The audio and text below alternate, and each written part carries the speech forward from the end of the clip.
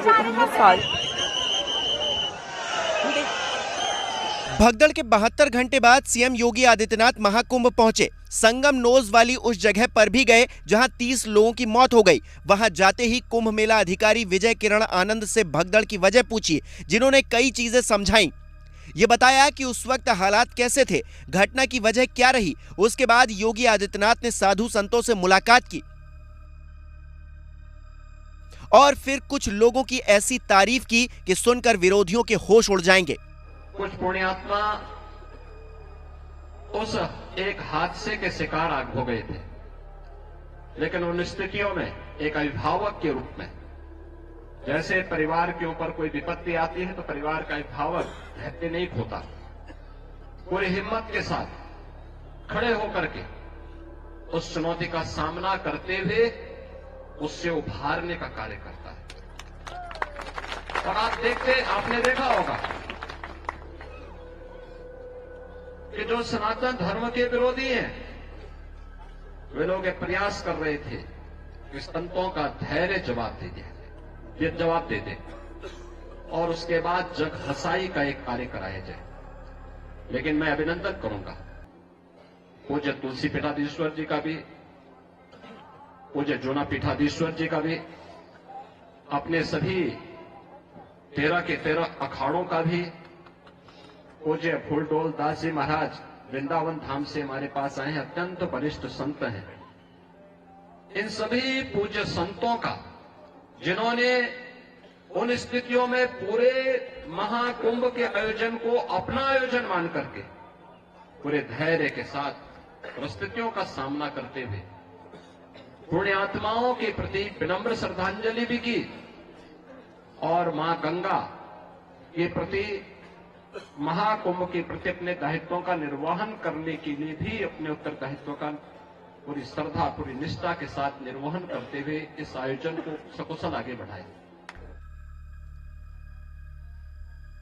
दरअसल सीएम योगी आदित्यनाथ संतों की ओर से आयोजित कार्यक्रम में शामिल होने पहुंचे थे। 2 संतों को जगत गुरु की पदवी दी गई। डॉक्टर वेदांती जी महाराज आज से जगत गुरु स्वामी कमलाचार्य महाराज के रूप में जाने जाएंगे, जबकि संतोष दास जी महाराज सतुआ बाबा आज से जगत गुरु स्वामी संतोषाचार्य के रूप में जाने जाएंगे। इन दोनों का तुलसी पीठाधीश्वर जगत गुरु रामभद्राचार्य ने पटाभिषेक किया। सीएम योगी ने जगत गुरु रामभद्राचार्य और सतुआ बाबा से आशीर्वाद भी लिया। आप सीएम योगी आदित्यनाथ के इस बयान पर क्या कहेंगे, हमें कमेंट कर अपनी राय जरूर बताएं। अभिनंदन करूंगा उन पूज्य संतों का, जिन्होंने मौनी अमावस्या के अवसर पर पूरे धैर्य के साथ, एक चुनौती हम सबके सामने आई, कुछ पुण्यात्मा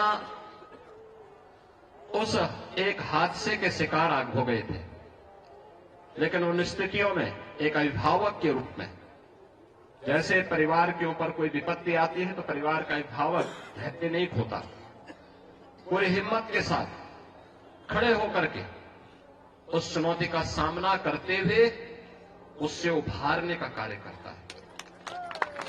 और आपने देखा होगा कि जो सनातन धर्म के विरोधी हैं, वे लोग ये प्रयास कर रहे थे कि संतों का धैर्य जवाब दे दे और उसके बाद जग हसाई का एक कार्य कराया जाए। लेकिन मैं अभिनंदन करूंगा पूज्य तुलसी पीठाधीश्वर जी का भी, पूज्य जूना पीठाधीश्वर जी का भी, अपने सभी 13 के 13 अखाड़ों का भी, पूज्य फूलडोल दास जी महाराज वृंदावन धाम से हमारे पास आए हैं, अत्यंत वरिष्ठ संत हैं। इन सभी पूज्य संतों का, जिन्होंने उन स्थितियों में पूरे महाकुंभ के आयोजन को अपना आयोजन मान करके पूरे धैर्य के साथ परिस्थितियों का सामना करते हुए पुण्यात्माओं के प्रति विनम्र श्रद्धांजलि भी की और मां गंगा के प्रति, महाकुंभ के प्रति अपने दायित्वों का निर्वहन करने के लिए भी अपने उत्तरदायित्वों का पूरी श्रद्धा, पूरी निष्ठा के साथ निर्वहन करते हुए इस आयोजन को सकुशल आगे बढ़ाए।